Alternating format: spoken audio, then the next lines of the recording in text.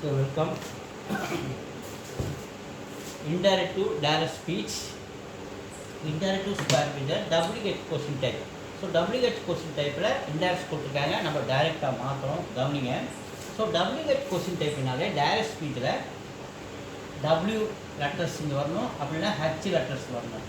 அது வந்தால் தான் அந்த WH லாஸ்ட்டில் டைரக்ட் ஸ்பீச்சில் கொஷின் மார்க் போட்டோம்னா அதை நம்ம என்ன சொல்கிறோம் WH கொஷின் டைப் அப்படின்னு நம்ம சொல்கிறோம். ஸோ அதை இப்போ நம்ம மாற்ற போகிறோம்.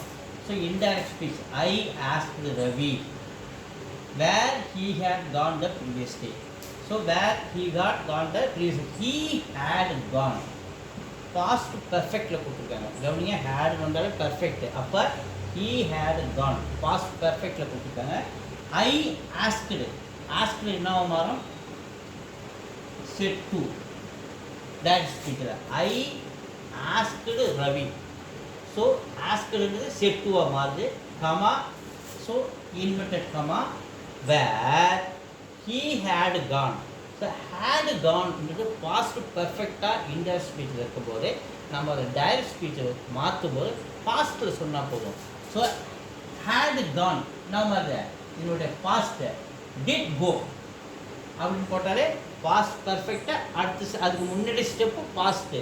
அப்போ டிட் கோன்னு பார்த்தா ஹேடு கான்ன்றது டிட் கோ அப்படின்னு பாஸ்ட்டில் மாறிடுது.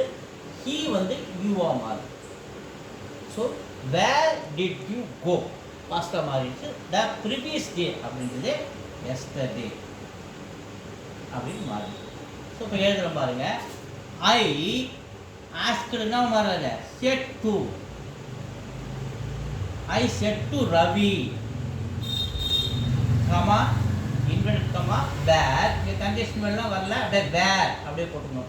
where இங்கே வந்தால் தான் அது WH question type. where you இல்லை where did you go அப்படின்னு நம்ம மாற்றிக்கலாம். where did you go பாஸ்டஸில் பாஸ்ட் பர்ஃபெக்டாக இருக்கட்டா அதுக்கு முன்னாடி பாஸ்ட்டாக மாற்றுறோம். where did you did போட்டாலே பாஸ்ட்டாக மாறிடுது. where did you go கானோடைய present go. So did to போட்டாலே அது past. where did you go the previous day yesterday அப்படின்னு மாறிடுது. ஸோ கொஷின் மார்க் வந்தால் இது WH இங்கே W வர்றதுனால WH கொஷின் மார்க் வர்றதுனால கொஷின் டைப். இங்கே கம்மா இன்வெர்ட் கம்மா ஓப்பன் பண்ணோம், இன்வெர்ட் கம்மா க்ளோஸ் பண்ணிக்கலாம். ஓகேவா?